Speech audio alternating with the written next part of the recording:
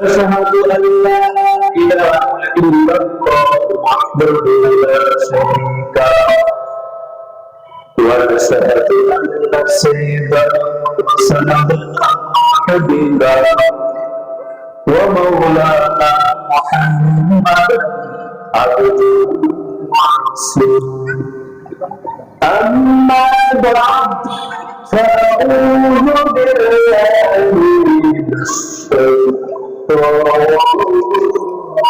الرجيم بسم الله الرحمن الرحيم قل إن كنتم تحبون الله فاتبعوني يحببكم الله ويغفر لكم ذنوبكم والله غفور رحيم. وقال صاحب القرآن رسول الله صلى الله عليه وسلم من أحب سنتي فقد أحبني ومن أحبني كان معي في الجنة. मोमिन दिखता तुझसे काफी पाए नबीनो मोमिन दिखता तुझसे काफी पाए नबीनो हुज़ीरा तुम आज बयानों का खज़ीना हुज़ीरा तुम आज बयानों का खज़ीना सुन्नत नबी की कोई पंड मिलूंगा सुन्नत नबी की कोई पंड मिलूंगा तूफान से जाएगा इसका सफीना तूफान से जाएगा इसका सफीना आशिक मेरा दर्शन शान वालो आशिक मेरा दर्शन शान वालो नशे से ज्यादा उबलत जिसका पसीना नशे से ज्यादा उबलत जिसका पसीना कर दिल में तुम मेरे आत्म का ज़ियारत कर दिल में तुम मेरे आत्म का ज़ियारत एक में नारे नबी देखला दे मदीना एक में आए नबी देखला दे मदीना रब रब में मोहम्मद रसूल आलमी का रब रब में मोहम्मद रसूल आलमी का जन्नत की खजाइन तेरी बरसात है जन्नत की खजाइन तेरी बरसात है महापुरुष सर्वोत्तम कायत शहंशाह दरबार অসংখ্য বিতর্ক অবলম্বিত করা করছি যে মহান রব্বুল ইজ্জত ওয়া জালাল রজব মাসে আজ মনোবলপুর দক্ষিণ পাড়া কেন্দ্রীয় জামে মসজিদের দিকে তাফসীরুল কুরআন মাহফিলে আমাদেরকে নিয়ত সময় কোরআন হাদিস থেকে আলোচনা শুনবার জন্য তৌফিক দান করেছেন এই জন্য মহান রব্বুল ইজ্জত রব্বুল কায়নাতের শাহনশাহ দরবার অন্তরের অন্তঃস্থল থেকে কৃতজ্ঞতা আদায় করে আলহামদুলিল্লাহ।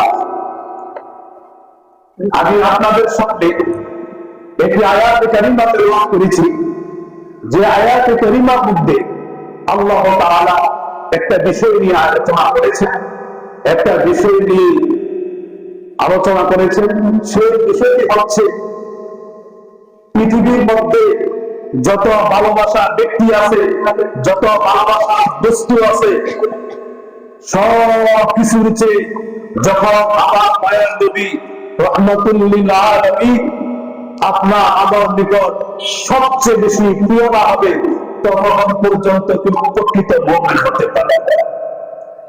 আল্লাহ এবং তার রাসূলের ভালোবাসা এটা ঈমানের একটা অবিচ্ছেদ্য অংশ। এই জন্য প্রকৃত মুমিন হতে হলে আল্লাহ এবং তার রাসূলের ভালোবাসা অন্তরে পৃথিবীর সব কিছুর চেয়ে, ভালোবাসা যত ব্যক্তি আছে পৃথিবীর মধ্যে, ভালোবাসা যত বস্তু আছে পৃথিবীর মধ্যে, সবগুলোর চেয়ে আল্লাহ এবং তার রাসূলের ভালোবাসা অন্তরে পয়দা করতে হবে।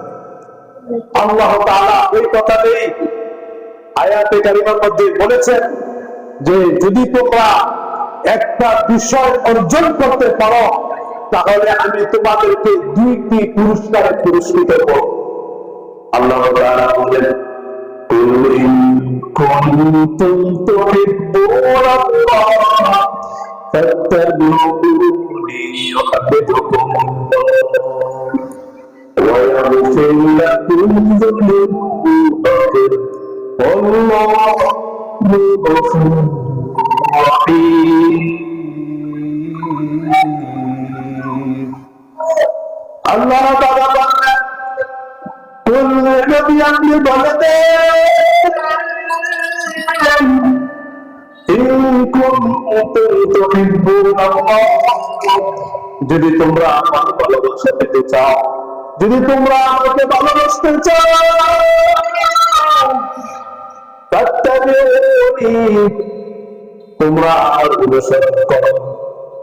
আল্লাহ তাআলা বললেন হে নবী আপনি বলে দেন ইন কুনতুম তুহিব্বুনাল্লাহ, যদি তোমরা আমাকে ভালোবাসতে চাও ফাত্তাবিউনি, আমি মায়া নবীর অনুসরণ করো। আমার মায়া নবীর অনুসরণ কি? রহমতের নবীর অনুসরণ কি? আমার মায়া নবী যেভাবে চলেছেন, রহমতের নবীর যে সুন্নাতগুলো আছে ওই সুন্নাত অনুসারে জীবনকে পরিচালিত করে, এটাই হচ্ছে নবীর ইত্তেবা, এটাই হচ্ছে নবীর অনুসরণ, এটাই হচ্ছে নবীর সুন্নাত মোতাবেক জীবন জিন্দেগি পরিচালনা। এই একটা বিষয় যদি অর্জন করতে পারো তাহলে তারা তোমাদেরকে 2টি পুরস্কারে পুরস্কৃত করবে। 1 নম্বর বিষয়, একটা পুরস্কার হচ্ছে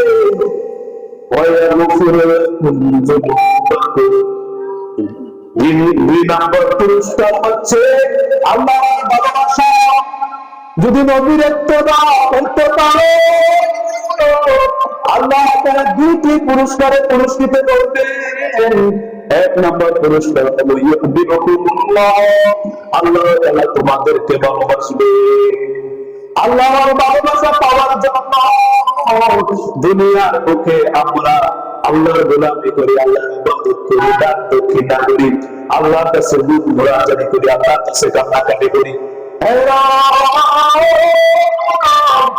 আপনি আমাকে ভালোবাসেন, আপনার মুহাব্বতের বান্দা হিসেবে কবুল করেন। মানুষ আল্লাহর ভালোবাসা পাওয়ার জন্য কত কিছু করে।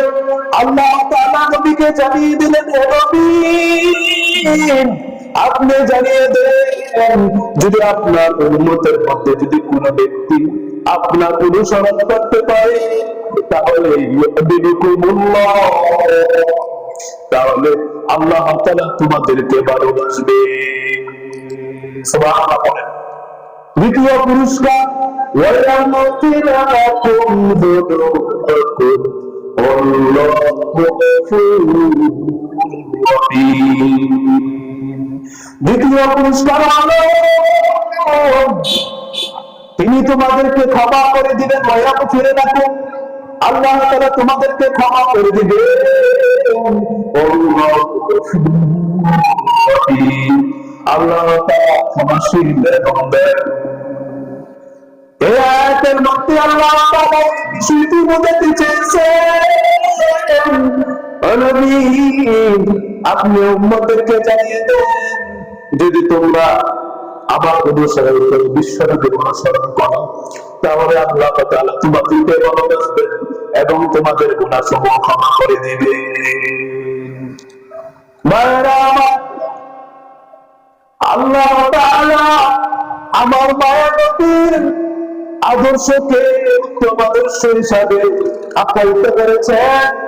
আল্লাহ তাআলা বলেন, লাকাদ কানা লাকুম ফি রাসূলিল্লাহি উসওয়াতুন হাসানাহ। লাকাদ কানা লাকুম, অবশ্যই তোমাদের জন্য রয়েছে ফি রাসূলিল্লাহি উসওয়াতুন হাসানাহ, রাসূলের মধ্যে উত্তম আদর্শ। এর মুসলমান আল্লাহ বলে, হযরত সাহাবায়ে কেরাম আমার মায়ের নবীকে নিজের জানের চেয়ে, নিজের সম্পদের চেয়ে, নিজের সন্তান সম্পদের চেয়ে, স্ত্রীর চেয়ে, ধন সম্পদের চেয়ে, সব কিছুর চেয়ে মোট কথা পৃথিবীর মধ্যে ভালোবাসার যত ব্যক্তি আছে, ভালোবাসার যত বস্তু আছে, সব চাইতে হযরত